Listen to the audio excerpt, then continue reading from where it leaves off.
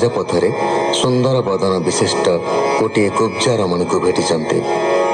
रसराज ता सहित कथबार्ता आरंभ कर ग्रीवा बक्ष और कटी देश वक्र बोली कुब्जा त्रिवक्रा बोली परिचित से कंसर अनुलेपन संपादन करिथाए। एवं कृष्ण द्वारा अनुरुद्ध हुई से महाराजा कंस पाई प्रस्तुत अनुलेपन द्वारा कृष्ण बलराम अंग शोभा रचना करिछि। श्रीकृष्ण प्रसादरू तार वक्रता दूर हुई से अपूर्व सुंदरीटी हुई उठी।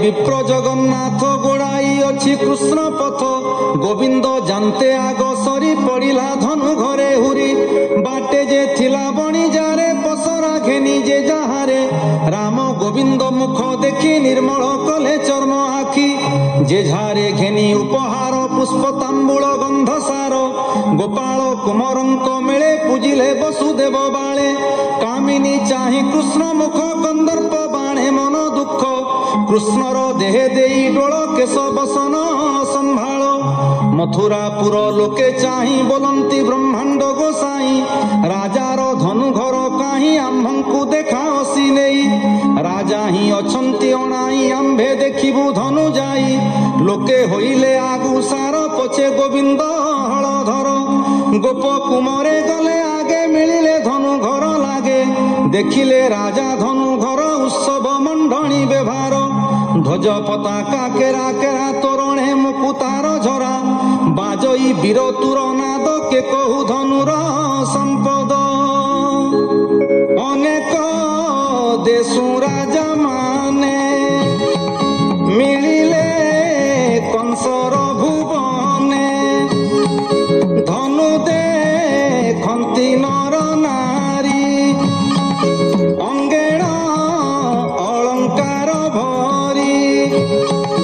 ଆନନ୍ଦ ହୋଇ ଯୁଥ ଯୁଥ ଗହଳ ଧନୁ ଘର ପଥ।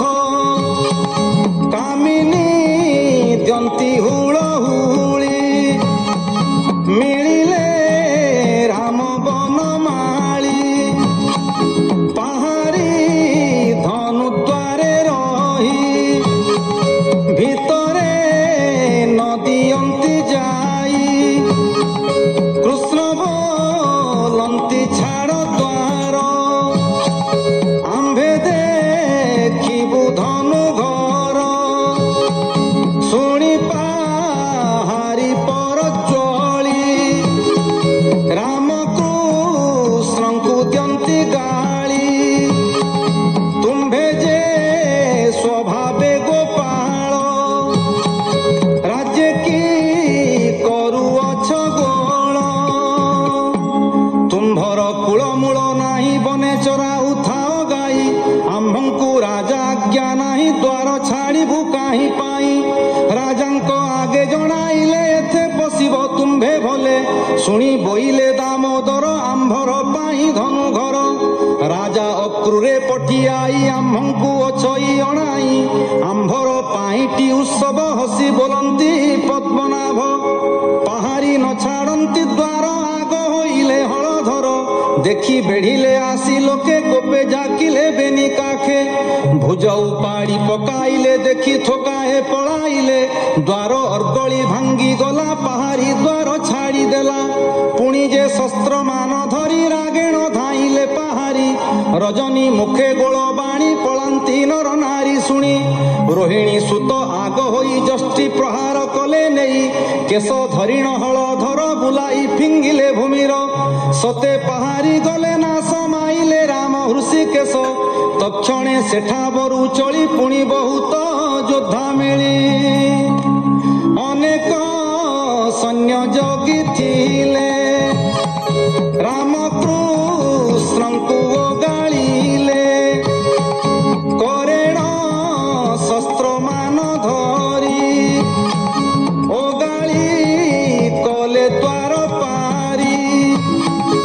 ଏଡ଼େରେ ସାହସ ତୁମ୍ଭର ପଶିଲ ଆସି ଧନୁ ଘର।